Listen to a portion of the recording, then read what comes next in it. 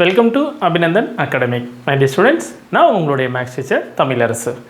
இப்போ இந்த வீடியோவில் பார்த்தீங்கன்னா எக்ஸசைஸ் 5.6ல் கொஸ்டின் நம்பர் 1 நம்ம பார்க்க போகிறோம். It's a parametric form. So வீடியோவாக பார்க்குறத விட அழகாக நோட்ஸாக எழுதிட்டு வாங்க, உங்களுக்கு ரொம்ப ஈஸியாக இருக்கும். ரைட் போலாமா?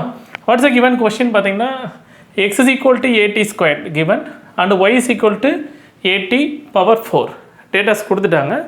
I can find the dy by dx வேணும். So how to find the dy by dx na? Same differentiation with respect to t. t பொறுத்து differentiate பண்ணிக்கலாமா? dx by dt. So here dx by dt na அப்போ 2a, t differentiate பண்ணா 2t. So here simplify 4at. That's a value for dx by dt. Find பண்ணியாச்சா? Next y is equal to a power 4. Again differentiate பண்ணா. So dy by dt is equal to a into t power 4. 4 into d cube. Use பண்ணிக்கலாமா? What's the formula? n into x power n minus 1. So, 4 into d cube.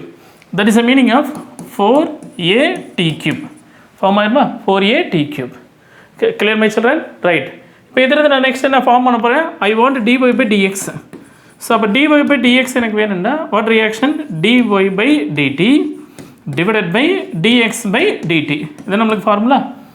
So, dy by dt, what's the value? 4a d cube divided by dx by dt, what's the value? 4a t. So, simplify பண்ணிங்கன்னா 4a cancel, remaining பார்த்தீங்கன்னா t square.